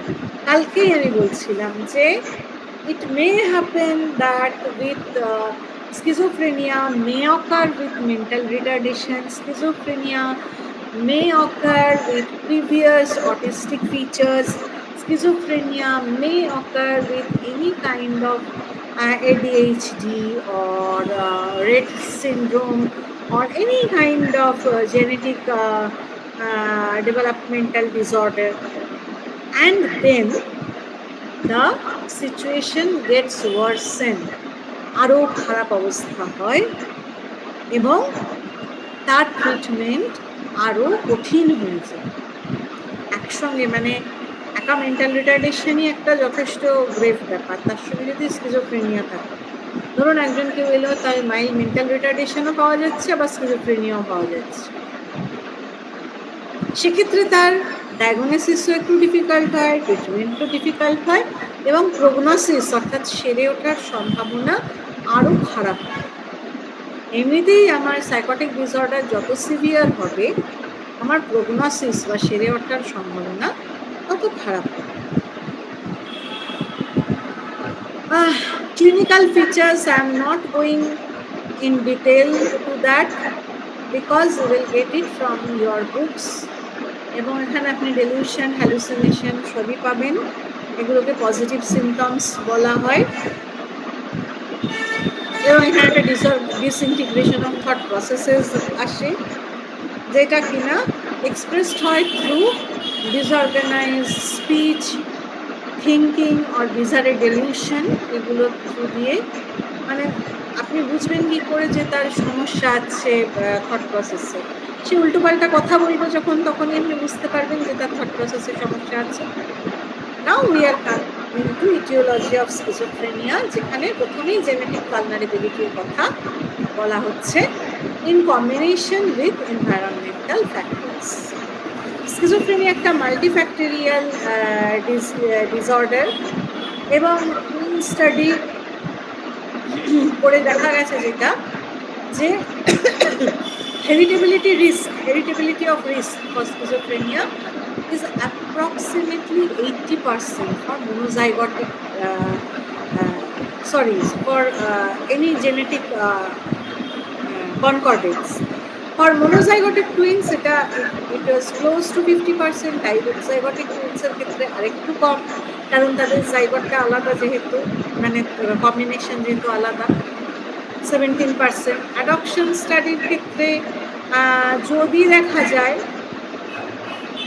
R biological প্যারেন্টের schizophrenia আছে, তাহলে কিন্তু বাচ্চাটির অ্যাডপ্টেড বাচ্চাটির স্কিজোফ্রেনিয়া ডেভেলপ করার রিস্ক অনেক বেশি। Next comes prenatal thing. সেখানে আমরা কি দেখছি যে যদি অবস্ট্রেটিক কমপ্লিকেশনস থাকে বিভিন্ন ধরনের, সেখানে যদিও সেটা খুব নন স্পেসিফিক এবং তার কন্ট্রিবিউশন খুবই কম থাকে, কিন্তু there may be those complications may contribute to the development of schizophrenia. Next হচ্ছে ফিটাল গ্রোথ, অর্থাৎ ফিটাস কীভাবে বেড়ে উঠছে আর কি। দেখা গেছে যে যেসব পার্সনদের স্কিজোফ্রেনিয়া পরে ডায়াগনোজড হচ্ছে, তাদের কিন্তু lower than average birth weight থাকছে, যেটা ইন্ডিকেট করছে যে এই সমস্ত মানুষের ক্ষেত্রে ডিফারেন্ট জেনেটিক এফেক্টসের ফলে তাদের ফিটাল গ্রোথটাই স্লো। তাছাড়া যে কোনো ফ্যাক্টর যেটা কিনা অ্যাডভার্সলি ফিটাসের ডেভেলপমেন্টকে এফেক্ট করতে পারে, সেটা এখানে কাজ করতে পারে। এছাড়া হাইপক্সিয়ার একটা থিওরি ছিল একটা সময়, সেখানে কি বলা হতো, হাইপোথেসাইজ কি করা হতো ইন 1970s, সিন্স 1970s এটা এই হাইপোথেসাইজটা করা হয় যে যদি কোনো কারণে during prenatal period or perinatal period, perinatal মানে জন্মের সময়, if in that period if oxygen does not reach properly to the fetal brain, সেই কন্ডিশনটাকে বলা হয় brain hypoxia. Before, at or immediately after birth, এই তিনটে সময়, তাহলে it can be taken as a risk factor for the development of schizophrenia.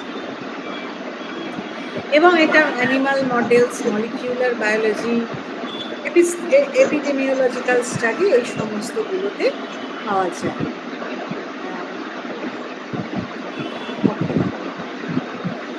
Next,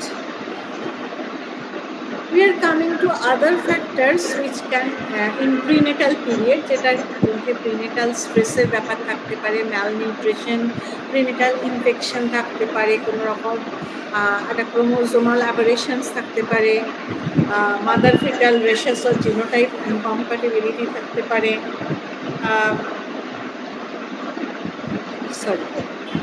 এছাড়া বিভিন্ন ধরনের ইনফেকশন, যেমন ভাইরাল ইনফেকশন, যেটা গর্ভাবস্থায় বা নিউটেরো অথবা ইন চাইল্ডহুড দেখা যেতে পারে। তার মধ্যে ইনফ্লুয়েঞ্জাও একটা পসিবল ফ্যাক্টর, এটাও একটা ভাইরাল ইনফেকশন, এবং যেটা মানে চাইল্ড ব্রেনকে মানে brain structure or brain function or neurochemical functioning, এই সবগুলোকে ইনফ্লুয়েন্স করতে পারে।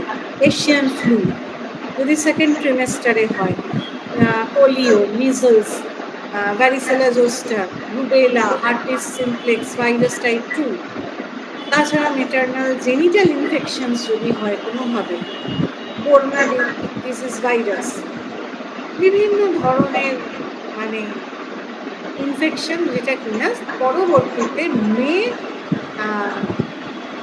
Contribute to the development of schizophrenia. এছাড়া বিভিন্ন ধরনের চাইল্ডহুড অ্যান্টিসিডেন্টের কথা বলা হয়েছে,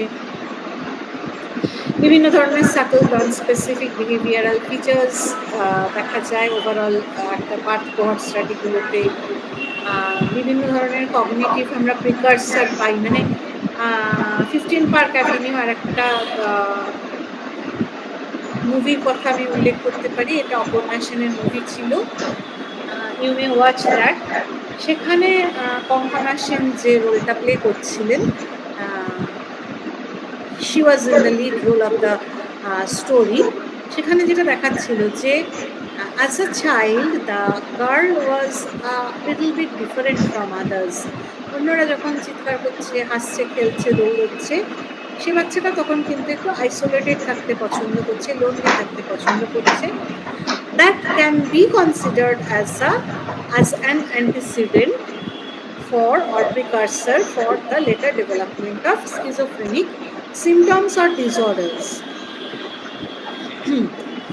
এছাড়াও বিভিন্ন ধরনের এই সাবস্টেন্স অ্যাবিউজ আর চাইল্ডহুড অ্যাডভার্সিটিস, এটা ওটা সেটা, এইগুলো থাকতেই পারে, বিভিন্ন কমপ্লেক্সিটিস ইন আরবান লাইফ এগুলো। এরপর আমরা আসতে পারি নিউরোকগনিটিভ ফাংশনিং অ্যাসপেক্টসে, এবং সেখানে আমরা যেটা দেখব যে there are certain, এই যে ma'am, who you are asking about the pathology of brain pathology associated with schizophrenia. Here you may get the answer in the first paragraph of this slide. On the basis of localized neuropsychological tests, various authors have conducted that schizophrenia is characterized by cognitive test profiles indicative of dysfunction of the frontal lobe, temporal lobe, left or right hemisphere, basal ganglia, etc. Actually, as we have already discussed, that schizophrenia is a heterogeneous disorder. The brain pathology associated with schizophrenia is also heterogeneous in nature. Therefore, there is inconsistency in neurological findings. In different studies, different areas of brain can be found to be affected. But overall, we can say that there are certain features for the patients who are suffering from schizophrenia for a long time. তাদের ক্ষেত্রে যেটা হয়, brain volume কমে যায় এবং তাদের যে ক্যাভিটির যে পোর্শনগুলো সেইগুলো বেড়ে যায় আস্তে আস্তে। বিভিন্ন ধরনের ব্রেন রিজিয়নস আফেক্টেড হতে পারে। দেখুন, এখানে 5টা কগনিটিভ ক্লাস্টার্সের কথা বলা হচ্ছে যেগুলো আফেক্টেড হতে পারে। কি কি? Selective executive dysfunction, normative function, executive and motor deficits, dementia, multifocal disturbance and relatively selective motor deficits, এইগুলো সমস্তই কিন্তু স্কিজোফ্রেনিয়ার সঙ্গে অ্যাসোসিয়েটেড থাকতে পারে, thus contributing to the heterogeneity of the illness and its variable functional outcome. এবং এখানে Frith বলে একজন, তিনি একটা থিওরিটিক্যাল মডেল প্রপোজ করেছিলেন, যেখানে তিনি বলছেন যে different signs and abnormalities or symptoms of schizophrenia is related to particular information processing abnormalities. Look, this is a very compact lecture which is supposed to be at 1 hour, and I have included a very small portion of the massive literature about these things. আপনারা নিশ্চয়ই অন্য বইগুলো পড়বেন। আপনাদের আরেকটা বইয়ের আমি বলতে পারি, DSM এর ওই হ্যান্ডবুকগুলো ছাড়া, সেটা হচ্ছে Kaplan and Sadock, synopsis, a text book of psychiatry. Text book of সাইকিয়াট্রিটার অনেক বড় ভলিউম এবং সেটা অফলাইনে কিনতে গেলে প্রচুর কস্টলি। এখন হয়তো 10-12 হাজার এরকম এক একটা ভলিউমের দাম হবে। It's better to look for the synopsis of the textbook of psychiatry by Kaplan and Sadok, and that too in soft copy. কোনো সাইটে আপনারা পেয়ে যাবেন, বিনা পয়সাতেই পাওয়া যাবে। ম্যাম কাইন্ডলি আরেকবার একটু বলবেন? A textbook of psychiatry, তার একটা একটা কি বলবো, একটা ফুল ভলিউম হয় আর একটা সিনপসিস হয়। সিনপসিস মানে ছোট করে, তো সিনপসিস হয়, synopsis of the text book of psychiatry একটা পাবেন, which is authored by Kaplan and Sadock. তারপর আরও অনেক অথার থাকতে পারেন, পরে অ্যাড হয়েছেন। এরও বিভিন্ন এডিশন আছে, চেষ্টা করবেন লেটেস্ট এডিশন।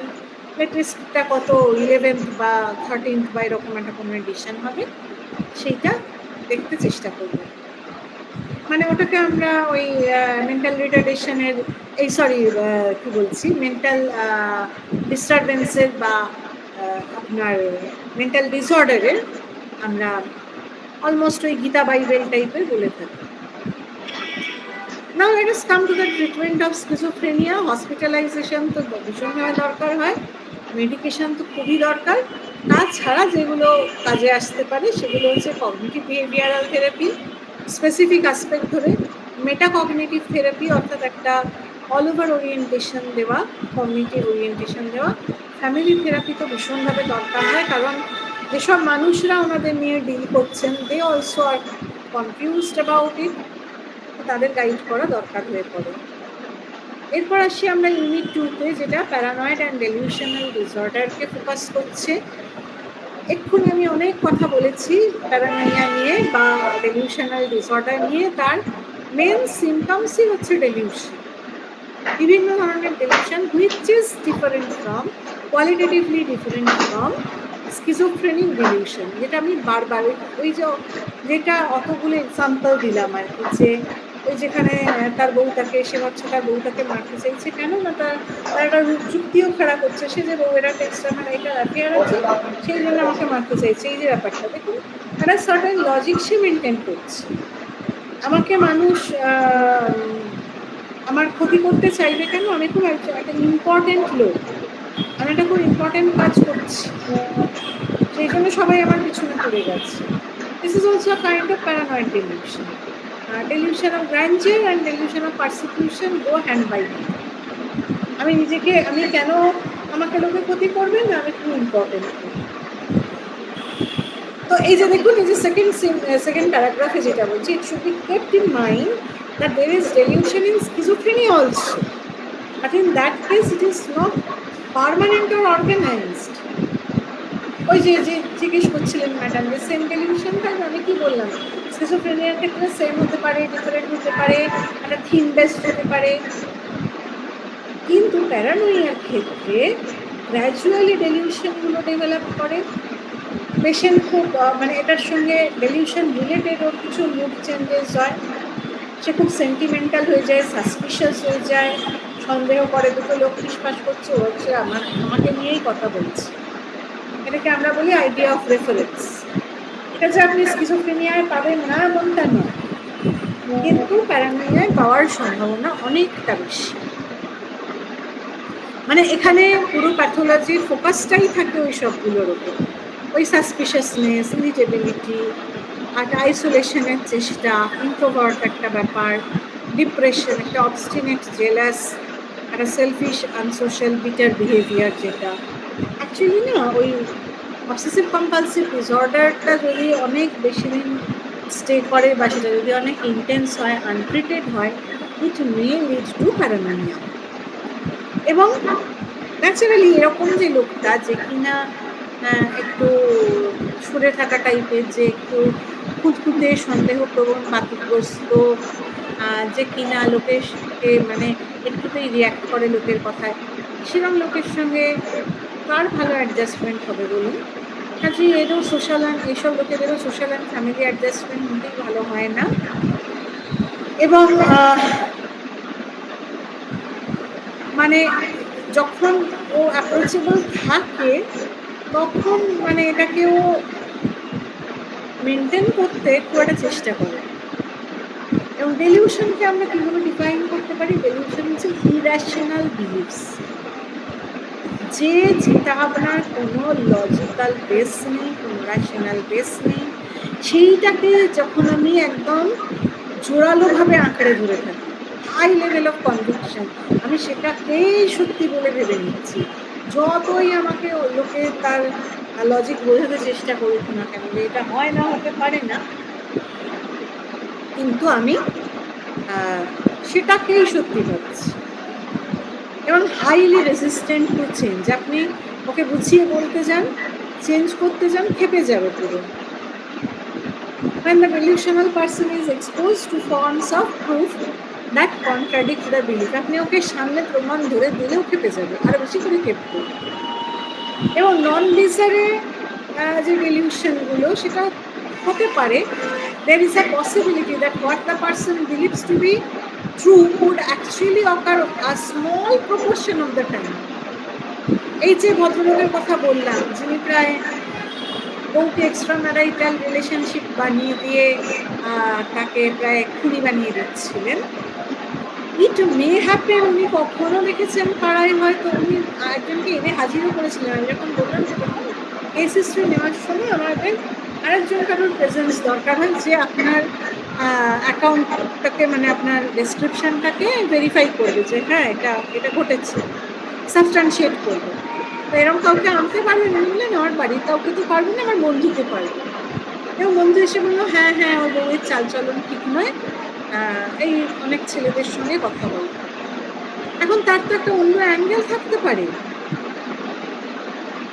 ভদ্রমহিলা হয়তো ভদ্রলোকের থেকে মানে যেটা আস্তে আস্তে রিভিল হলো যে ভদ্রলোক ভদ্রমহিলাকে যথেষ্ট টর্চার করে এবং উনি ভীষণভাবে মনে করেন স্ত্রী ওনাকে বিষ খাইয়ে মারবে, সেজন্য উনি নিজে আলাদা রান্না বান্না করেন। এবার কোন ম্যারেড বউয়ের পক্ষে, কোন স্ত্রীর পক্ষে এরকম একজন অদ্ভুত লোকের সঙ্গে কত দোষে পুট আপ করতে পারে? সে পাড়ায় একে ওকে তাকে হেল্প চায়, ওকে ধরে মারে টারেও, বউটাকে ধরেও ধরে মারেও কখনো, out of suspicion, out of jealousy. এবার সে হয়তো আমাকে এরকম গুচ্ছ গুচ্ছ চিঠি দেখাচ্ছে যেখানে বলছে যে আমার স্ত্রী আমার নামে কমপ্লেন করেছে লোকাল অর্গানাইজেশনগুলোতে। তো সেটা তো কোনো স্বাভাবিক লোকই করবে। যে লোকটা বুঝতে পারবে না যে আমার স্পাউস কেউ কিছু বলবেন,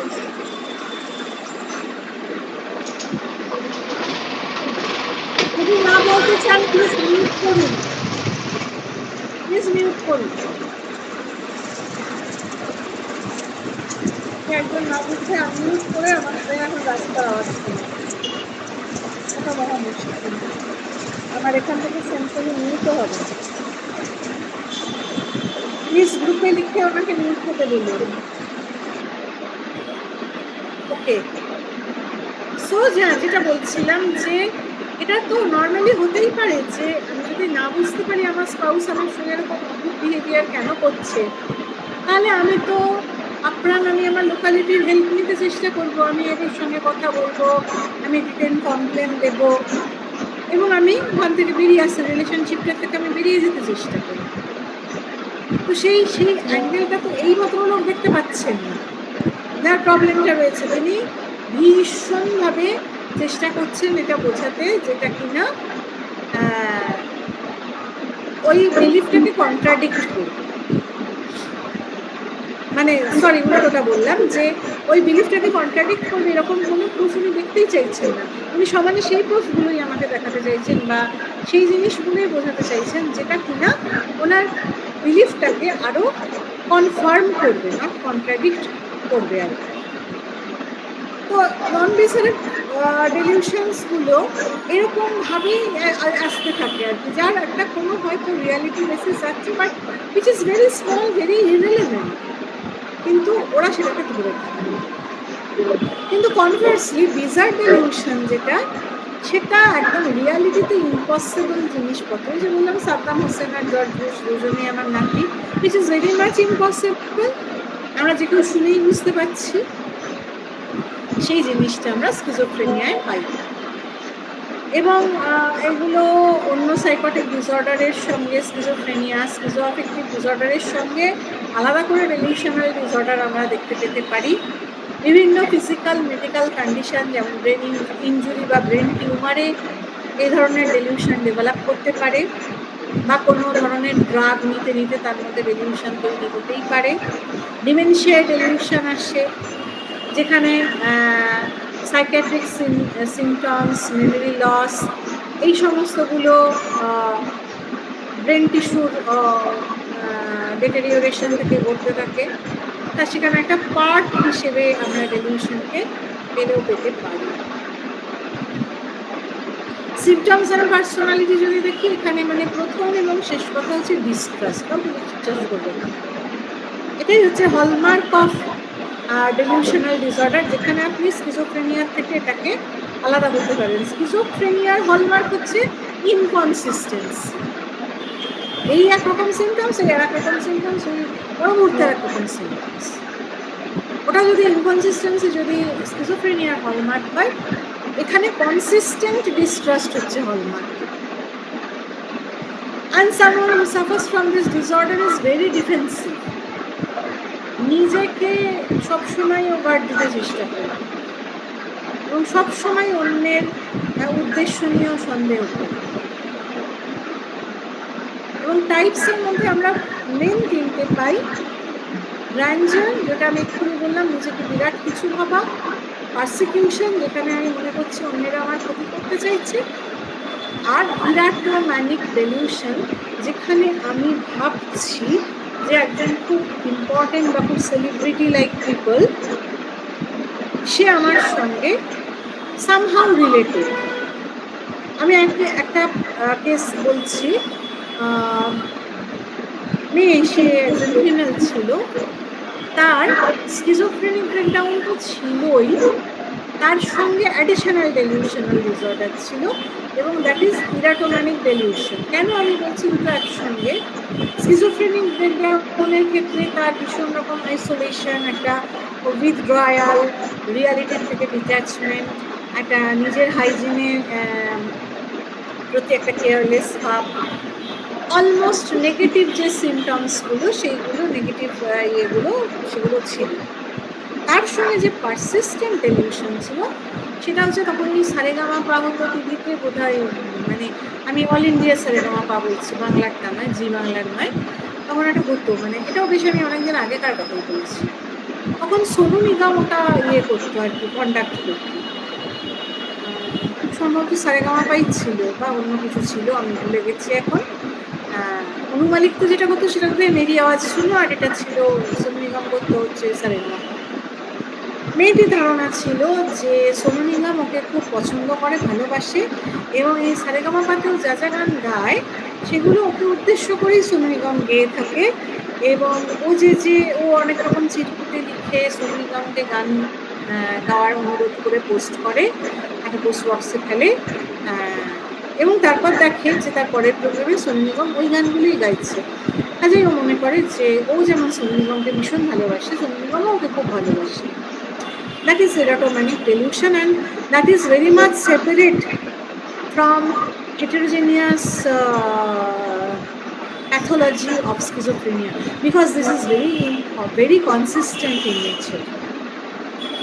আজ এখানে আমি একটা joint diagnosis of both delusional disorder and schizophrenia আমি করতে পারি। নেক্সট আসছে কজাল ফ্যাক্টরসে যদি যাই, বায়োলজিক্যাল অ্যান্ড হেরিডিটারি একটা খুব রোল প্লে করে, পার্সোনালিটি ডিসপোজিশন একটা রোল প্লে করে, ইমোশনাল কমপ্লেক্স, যেটা আমি সাইকোডাইনামিক জায়গা দিয়ে দেখি। এক্ষুনি যেটা আমি বলছিলাম যে এক্ষেত্রে একটা অবসেসিভ কম্পালসিভ ডিসঅর্ডার থেকে প্যারানোইয়ার দিকে চলে যাওয়ার একটা টেন্ডেন্সি থাকে, যেখানে আমার পারফেকশন, অবসেসিভ কম্পালসিভ ডিসঅর্ডার মানে তো আমার মধ্যে একটা ওই আমি নোংরা করবো না, ওই ব্যাপারটা টয়লেট ট্রেনিং রিলেটেড ওই গল্পটা থাকে, এবং সেখান থেকে আমার মধ্যে একটা পারফেক্ট হওয়ার টেন্ডেন্সি, আমার সব কিছু পারফেক্ট হতে হবে, পারফেক্ট হতে হবে, পারফেক্ট হতে হবে।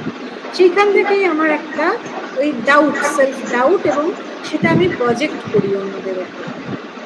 যখন আমার মানে it becomes impossible to accept my shortcomings, তখন আমি সেটাকে অন্যের ওপর প্রজেক্ট করছি, এবং প্যারানোইয়ার মেইন ডিফেন্স হচ্ছে প্রজেকশন। এবং কখনো কখনো এখানে সাইকোডাইনামিকলি যেটা বলা হয় যে আমার যে লেটেন্ট হোমোসেক্সুয়ালিটি রয়েছে, আমাদের সবার মধ্যে আছে লেটেন্ট হোমোসেক্সুয়ালিটি, সেটা যখন আমি প্রজেক্ট করছি, that becomes a part of paranoia. এছাড়া আমরা দেখতে পাচ্ছি ডিসফাংশনাল কগনিটিভ প্রসেসিং দেখতে পাচ্ছি, সাবস্টেন্স অ্যাবিউজের এফেক্ট দেখতে পাচ্ছি, মেডিকেল কন্ডিশনস দেখতে পাচ্ছি, মেন্টাল ইলনেস দেখতে পাচ্ছি, অ্যান্ড এনভায়রনমেন্টাল ফ্যাক্টরস, বিভিন্ন স্ট্রেস বা বিভিন্ন ধরনের কমপ্লিকেশনস আমরা দেখতে পাচ্ছি। ট্রিটমেন্ট, এক্ষেত্রেও medication and psychotherapy is the last word. Without medication psychotherapy খুব যে এফেক্টিভ হয় তা কিন্তু নয়, এবং এখানে antipsychotic medication is required. Thioridazine বা হ্যালোপেডিডল, হ্যালডল, ক্লোরোপ্রোমাইসিন, যেগুলো আপনার কিছু কিছু স্কিজোফ্রেনিয়াতেও ব্যবহার হয়, সেই জিনিসগুলোই এখানেও প্রয়োজন হয়। And with that individual psychotherapy, cognitive behavioural therapy, family therapy, এইসব ক্ষেত্রে ফ্যামিলি থেরাপি, গ্রুপ থেরাপি এই সাইকোটিক ডিসঅর্ডারের ক্ষেত্রে অনেক বেশি এফেক্টিভ হয়। গ্রুপ থেরাপিতে আপনি একটা ইন্টারপার্সোনাল রিলেশনশিপের জায়গাটাকে ট্রেন করতে পারেন, বা কখনো কখনো একদম পাতি বিহেভিয়ারাল থেরাপিও করা হয়, যেখানে ওকে একদম মেকানিক্যালি কিছু সোশ্যাল স্কিল শেখানো হয়, বিশেষ করে স্কিজোফ্রেনিয়ার ক্ষেত্রে এগুলো করা হয়। নেক্সট যেটা হচ্ছে জেনারেল মেডিকেল কন্ডিশন থেকে যে সাইকোটিক কন্ডিশন ডিসঅর্ডার্সগুলো আসে, তার মধ্যে আমরা এরকম যে জিনিসগুলো পাই আর কি, প্রমিনেন্ট হ্যালুসিনেশনস অ্যান্ড ডেলিউশনস আমরা পাই, ব্রিফ সাইকোটিক ডিসঅর্ডার যার মধ্যে কিছু কিছু ডেলিউশন বা হ্যালুসিনেশন থাকে, ডিসঅর্গানাইজ স্পিচ বা বিহেভিয়ার থাকে, যেটা খুব ব্রিফ পিরিয়ডের জন্য অ্যাটলিস্ট একটা দিন দুটো দিন এরকম থাকবে। এবং এই সিমটমসগুলোকে যদি টাইম দেওয়া যায় তাহলে দেখা যায় মাসখানেক বাদে আপনা আপনি এগুলো রেমিট করছে, কমে যাচ্ছে। অ্যান্ড অফেন ইট হ্যাপেন্স যে এসব মানুষেরা আবার নর্মাল বিহেভিয়ারে ফেরত যেতে পারে। দেখবেন আপনার কাছে অনেক পেশেন্ট আসবেন যারা মানে পেশেন্ট নয়, পেশেন্টের বাড়ির লোকেরা আসবেন যারা খুব ইনসিস্ট করবেন যে কেন এটা সারবে না, অমুক অমুক কেস দেখেছি তো সেরে গেল। সেখানে আপনাকে তাকে বোঝাতে হবে যেটা this is also part of the therapy. এই যে ফ্যামিলি থেরাপি বা ফ্যামিলি কাউন্সেলিং যে পার্টটা, মানে বিভিন্ন মেন্টাল ডিসঅর্ডারে পেশেন্টকে ট্রিট করা যেমন ইম্পর্টেন্ট, তাদের বাড়ির লোককেও বোঝানোটা is a very important part. কারণ তারা অনেক রকম ভুল ধারণা, অনেক রকম উদ্ভট এক্সপেকটেশন নিয়ে আপনার কাছে আসবেন। তো সেইগুলোকে ওরিয়েন্ট করাও আপনার কাজ কিন্তু অ্যাজ আ থেরাপিস্ট। সেখানে আপনাকে ওই জায়গাগুলো বোঝাতে হবে যে এরকম অনেক কন্ডিশন থাকে যেখানে হয়তো একটা অন্যরকমভাবে জিনিসটা ডেভেলপ করছে, সেখানে সেরে যেতে পারে, কিন্তু এসব ক্ষেত্রে সারবে না। মানে এইটা আপনাকে ডিফারেন্সিয়েট করে দিতে হবে। এবং কখনো কোনো জায়গায় ভীষণ ফোর্সফুলি এটা বলা উচিত নয় যে হ্যাঁ সেরে যাবে, ডেফিনেটলি সারবে। Though it's a kind of মানে একটা খুব অ্যাফার্মেটিভ একটা মুড বা অ্যাফার্মেটিভ একটা কন্ডিশনকে এনকারেজ করে, কিন্তু এটা না করাই ভালো আর কি। যদি অবজার্ভ সাইকোটিক সিমটমস দেখি, যদি প্রি এক্সিস্টিং মেন্টাল ইলনেস থাকে, অনেক সময় তার সঙ্গেও রিলেটেড থাকতে পারে। বিভিন্ন ধরনের যে ডিসঅর্ডার যেগুলো এর আন্ডারে আসতে পারে আর কি, সাইকোটিক ডিসঅর্ডারের আন্ডারে এর জেনারেল মেডিকেল কন্ডিশনের সঙ্গে রিলেটেড, সেখানে স্কিজোফ্রেনিয়া আসতে পারে, স্কিজো অ্যাফেক্টিভ ডিসঅর্ডার আসতে পারে, অর্থাৎ যেখানে স্কিজোফ্রেনিয়ার সিমটমসও থাকছে, মুড ডিসঅর্ডারের সিমটমসও থাকছে, এবং মুড ডিসঅর্ডারের সিমটমসগুলো বেশ প্রমিনেন্ট থাকছে অ্যালং উইথ স্কিজোফ্রেনিক ফিচার্স। তাছাড়া স্কিজোফ্রেনিক ফর্ম ডিসঅর্ডার আমরা পেতে পারি, যেখানে স্কিজোফ্রেনিয়া টাইপের সিমটমস থাকবে কিন্তু সেটা অনেক দিন ধরে কন্টিনিউ করছে না, এরকম মানে মাইল্ড স্কিজোফ্রেনিয়া যদি এরকম কিছু হয়ে থাকে সেই জিনিসটাকে এটা ইন্ডিকেট করে। স্কিজোফ্রেনিক ফর্ম মানে স্কিজো ভাব আছে আর কি, কিন্তু পুরো ফুল ব্লোন স্কিজো নয়, এরকম আমরা এইভাবে বলতাম আর কি পেশেন্টগুলো। এছাড়া ব্রিফ সাইকোটিক ডিসঅর্ডার আছে, হঠাৎ করে যে কারুর যে কোনো সময় শর্ট পিরিয়ডের জন্য সাইকোটিক বিহেভিয়ার আসতেই পারে, এবং সেটা হচ্ছে রিঅ্যাক্টিভ স্কিজোফ্রেনিয়া, রিঅ্যাক্টিভ ডিপ্রেশনের মধ্যে। যে কোনো একটা স্ট্রেসফুল ইভেন্ট বা কোনো ডেথ ইন দ্য ফ্যামিলি, এরকম ধরনের যদি সিভিয়ার স্ট্রেস হয়, এই জিনিসগুলোকে এই রিঅ্যাক্টিভ স্কিজোফ্রেনিয়াগুলো ভীষণ দেখবেন আফটার ন্যাচারাল ক্যালামিটি। এই সুনামিতে আমার মানে একজন মানুষের দেখা গেল হয়তো গোটা ফ্যামিলি তছনছ হয়ে গেল, মা কোথায়, বাবা কোথায়, বাচ্চা কোথায়, কিছু ঠিক নেই, বাড়ি ঘর নিশ্চিহ্ন হয়ে গেল। সে লোকটা সাইকোটিক ব্রেকডাউন খুব নর্মাল, মানে দিশাহারা হয়ে গেল, তো সেটা পুরো লাইফটাই দিক থেকে ওদিক হয়ে গেল। সেরকমই ডেলিউশনাল ডিসঅর্ডার আমরা দেখতে পারি, শেয়ার্ড সাইকোটিক ডিসঅর্ডার দেখতে পারি। ওই যে ভদ্রলোকের বন্ধুর কথা বলছি, ইনি এসে বলছেন হ্যাঁ হ্যাঁ ওর বউয়ের চরিত্র খারাপ, আমাকে বোঝাতে চেষ্টা করছিলেন। এক সেকেন্ড।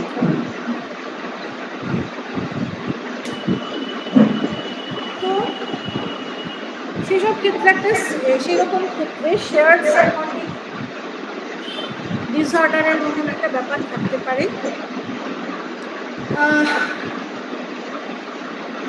এবং এটা ডেলিউশনের ক্ষেত্রেই হয়, মানে ওখানে তো একটা হাই কনভিকশন নিয়ে একটা লোক বলে যাচ্ছে যে হ্যাঁ এটাই ঠিক, এটাই সত্যি, এটাই একদম ধ্রুব সত্য, তখন আরেকজন ইনফ্লুয়েসড হয়ে যেতে পারে। সাবস্টেন্স ইনডিউস সাইকোটিক ডিসঅর্ডার একটা ব্যাপার থাকে, এটাও আমি আগের দিন বলছিলাম। আর তাছাড়া মেডিকেল কন্ডিশনের জন্য সাইকোটিক ডিসঅর্ডার হতে পারে। বিভিন্ন ধরনের কজেস আমরা দেখতে পাই, সেটা সেন্ট্রাল নার্ভাস সিস্টেমের বিভিন্ন ডিজিজের জন্য হতে পারে, এক্সটার্নাল পয়জনের জন্য হতে পারে, ইন্টারনাল ফিজিওলজিক ইলনেস হতে পারে, ট্রমা বা স্ট্রেসের কারণে শর্ট টার্ম সাইকোসিস হতে পারে, ডিপ সাইকোটিক ডিসঅর্ডার হতে পারে। এরকম বিভিন্ন ধরনের অর্গানিক সোর্সেস অফ সাইকোসিসের মধ্যে আমরা নিউরোলজিক্যাল কন্ডিশনস পেতে পারি, যেমন এপিলেপসি বা সেরিব্রোভাস্কুলার ডিজিজ, মেটাবলিক কন্ডিশনস যেমন পট ফেলিয়া, এরকম আমরা পেতে পারি। এন্ডোক্রিন কন্ডিশন পেতে পারি, হাইপার আর হাইপোথাইরয়েডিজম। আমি তো মুড ডিসঅর্ডারের সঙ্গে এটাকে রিলেট করেইছিলাম, মানে খুব বাড়াবাড়ি হলেও এই অবধি চলে যায়। রিনাল ফেলিওর যদি হয়, ইলেকট্রোলাইট ইমব্যালেন্স হয়, যদি ডায়াবেটিস, যদি লং টার্ম ডায়াবেটিস থাকে, তার একটা ভীষণ কগনিটিভ অ্যান্ড অ্যাফেক্টিভ ভীষণ চেঞ্জ হয় এবং অলমোস্ট সাইকোটিক লাইক চেঞ্জ হয়। তাছাড়া ব্রেন টিউমার, স্ট্রোক, এই লিভার আর কিডনি ডিজিজ, বিভিন্ন ধরনের সেন্ট্রাল নার্ভাস সিস্টেমকে ইনভলভ করে যা যা হতে পারে, সব মেডিকেল কন্ডিশনের কারণেই তার সঙ্গে সাইকোটিক সিমটমস আসতে পারে। এছাড়া কজেসের মধ্যে আমরা সাইকোটিক ড্রাগস পেতে পারি, স্ট্রেস মানে ড্রাগের মিস ইউজের ফলে বা ইউজের ফলে হতে পারে, স্ট্রেস রেসপন্সের কারণে হতে পারে। তাছাড়া পোস্টপার্টাম সাইকোসিস আমরা আলোচনা করেছি আগের দিনই, এইটা হতে পারে। আর যদি আমরা ট্রিটমেন্ট দেখি, তাহলে ওই আর্লি ইন্টারভেনশন ভীষণ জরুরি। যত তাড়াতাড়ি ধরা পড়বে তত তাড়াতাড়ি ট্রিটমেন্ট হবে, তত তাড়াতাড়ি মানে বেটার প্রগনোসিসের আশা থাকে। তাছাড়া বিভিন্ন ধরনের মেডিকেশন করা যায়, বিভিন্ন ধরনের সাইকোসোশ্যাল থেরাপি করা যায়, এগুলো করা যেতেই পারে। এছাড়াই আসছে সাবস্টেন্স ইনডিউস সাইকোটিক ডিসঅর্ডার আলাদাভাবে। বুঝতেই পারছেন নামটার থেকে যে বিভিন্ন ধরনের সাবস্টেন্সেস, সাইকোঅ্যাক্টিভ সাবস্টেন্স, কালকেই আলোচনা করছিলাম, অ্যালকোহল, ক্র্যাক কোকেন, এইগুলো যদি মানে টানা ইউজ করে না কেউ, তার ফলে তার হ্যালুসিনেশন, ডেলিউশন, কনফিউজ স্পিচ, এগুলো সব হতে পারে।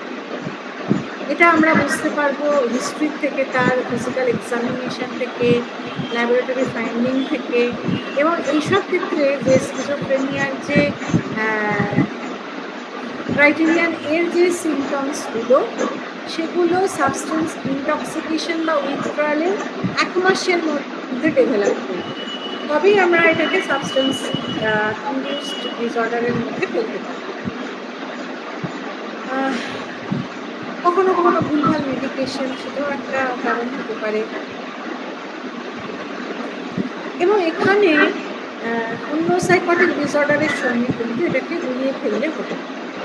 সাবটাইপসের মধ্যে আমরা উইথ ডেলিউশন পেতে পারি, উইথ হ্যালুসিনেশন পেতে পারি, উইথ অনসেট ডিউরিং ইনটক্সিকেশন, নেশা অনেক দিন ধরে নেশা করতে করতে তার মধ্যে এই সাইকোটিক ইয়েগুলো দেখা দিল। আর একটা উইথ অনসেট ডিউরিং উইথড্রয়াল, যখন আমি তাকে নেশার প্রস্তুত থেকে জোর করে সরিয়ে দিচ্ছি, তখনও তার মধ্যে সাইকোটিক সিমটমস দেখা যেতে পারে।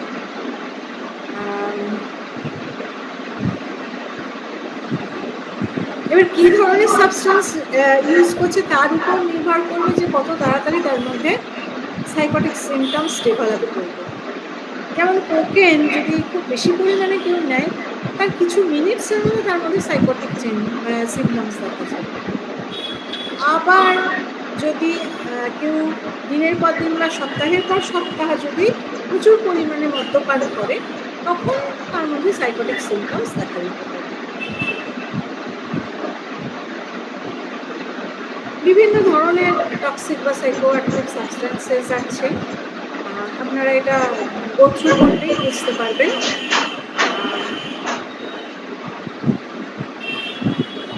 এমনকি এটা ইনটক্সিকেশন বা উইথড্রয়ালের সময় শুরু হলেও মানে এমন নয় যে সেটা সঙ্গে সঙ্গে রেমিটেড হবে বা রিডিউসড হবে। এটা অনেকদিন কন্টিনিউ করতে পারে। অ্যালকোহল, অ্যাম্ফিটামাইন্স, মারিজুয়ানা, কোকেন, হ্যালুসিনোজেন্স, ওই আগের দিন আমি এলএসডির কথা বলছিলাম, ইনহেলেন্টস মানে ওই ব্রাউন সুগার টাইপের জিনিসপত্র যেগুলো যেগুলো শুকে নেশা হয়, বা বিভিন্ন ধরনের আঠা ডেনড্রাইট টাইপের যে জিনিসগুলো, সেগুলো দিয়ে অনেকে নেশা করে। স্পিরিট আছে তো ওটার মধ্যে, ওপিওয়েডস, আফিমজাত যে জিনিসগুলো, সেডেটিভ হিপনটিক্স, বা এইরকম এই সাবস্টেন্সগুলো যদি কোনো ওষুধে ব্যবহার করা হয়, সেই ওষুধটাও যদি কেউ দীর্ঘদিন নেয়, তখনও তার মধ্যে কিন্তু এই ধরনের আসবে, সিমটমস আসতেই পারে। কিছু ওভার দ্য কাউন্টার মেডিসিন আছে, যেটা লোকে হামেশা গিয়েই দুটো মাথা ব্যথার বড়ি দিন তো, দুটো পেট ব্যথার বড়ি দিন তো, এইভাবে যে কেনে, তার মধ্যেও কিছু কিছু থাকতে পারে যার জন্য উইদাউট ডক্টর সাজেশন কেনা উচিত নয়। আবার কখনো কখনো ডক্টর প্রেসক্রাইব মেডিকেশনেরও কিছু সাইড এফেক্ট হিসেবে ওই অ্যানাস্থেটিক অ্যানালজেসিক্স বা অ্যান্টিকলিনার্জিক এজেন্টস বা অ্যান্টিকনভালসেন্টস, অ্যান্টিহিস্টামিনস, এগুলো অতিরিক্ত যদি নেওয়া হয় বা ভুলভাল যদি নেওয়া হয়, আরও বিভিন্ন ধরনের মেডিকেশনের কথা এখানে বলা হয়েছে, সেসব ক্ষেত্রে মানে যদি এক্সেসিভ হয়, প্রলংড হয় ইউজগুলো, তবেই তার মধ্যে সাইকোটিক সিমটমস দেখা দিতে পারে। এছাড়াও এনভায়রনমেন্টাল টক্সিনস যেমন অ্যান্টিকোলোনোস্টেরেস, অর্গানোফসফেট, ইনসেকটিসাইডস, বিভিন্ন ধরনের পোকামাকড় মারার ওষুধ, নার্ভ গ্যাসেস, কার্বন মনোক্সাইড যেটা ওই গাড়ির ধোঁয়াতে থাকে, কার্বন ডাইঅক্সাইড, ফুয়েল বা পেইন্ট, ওই ধরনের যে সাবস্টেন্সগুলো, সেগুলোর থেকেও অনেক সময় মানে সেগুলো এক ধরনের কেমিক্যাল সাবস্টেন্স যেগুলো থেকে নেশা হতে পারে, তো সেটাও বেশি দিন ইউজ করতে করতে সেখানে সাইকোটিক সিমটমস এসে যায়। ট্রিটমেন্টের মধ্যে সাইকিয়াট্রিক হসপিটালাইজেশন তো মাস্ট, তাছাড়া অ্যান্টিসাইকোটিক মেডিকেশন, কাউন্সেলিং, এই জিনিসগুলো তো খুবই জরুরি। এবং এই সাবস্টেন্স ইনডিউস সাইকোসিসের কাউন্সেলিং কিন্তু অন্য কাউন্সেলিংয়ের থেকে একটু আলাদা হয়। এখানে গোলটা থাকবে যে অ্যাবস্টিনেন্স, ছেড়ে দেওয়া, এবং এই ছেড়ে দেওয়াটাকে ধরে রাখা, এটা একটা মেজর গোল। আর সাইকিয়াট্রিক সিমটমসগুলোকে স্টেবিলাইজ করাটা একটা major goal. Resolving or reducing problems and improving physical, emotional, social, family, interpersonal, occupational, academic, spiritual, financial and legal functioning। দেখুন, তার মানে নেশা ফেশা করলে অলমোস্ট সব ফাংশনই নষ্ট হয়ে যায়। যখন আমি থেরাপিটাকে করছি, আমার ওয়ান অফ দ্য গোলসই থাকে এই ফাংশনিংগুলোকে রেস্টোর করা, পজিটিভ লাইফস্টাইলকে ডেভেলপ করা, এবং এটা যত আর্লি ইন্টারভেনশন হবে তত এটা ট্রিট করতে সুবিধে হবে। বিভিন্ন ধরনের ইন্টারভেনশন সেখানে পাওয়া যায়, তার মধ্যে motivating patients, educating patients, supporting patients, referring patients to other needed services, helping patients increase self awareness, নিজের সম্পর্কে সচেতনতা বাড়াতে সাহায্য করতে হয়, helping patients identify problems and areas of change, এই জিনিসগুলো ভীষণভাবে দরকার হয়, এবং তার সঙ্গে ফার্মাকোথেরাপি চালিয়ে যেতেই হয়, এবং সাইকিয়াট্রিস্টের যে কারণে দরকার। তো এই ছিল মোটামুটি আজকের কন্টেন্ট। আপনারা আগে পড়ুন, তারপর আমরা এটা নিয়ে আলোচনা করব আবার। আর একটু ওই ক্লাসের আমার এটা দরকার হবে,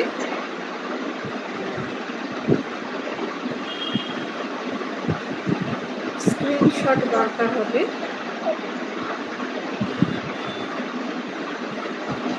তার জন্য ক্যামেরাটা অন করা দরকার। থ্যাংক ইউ সবাই।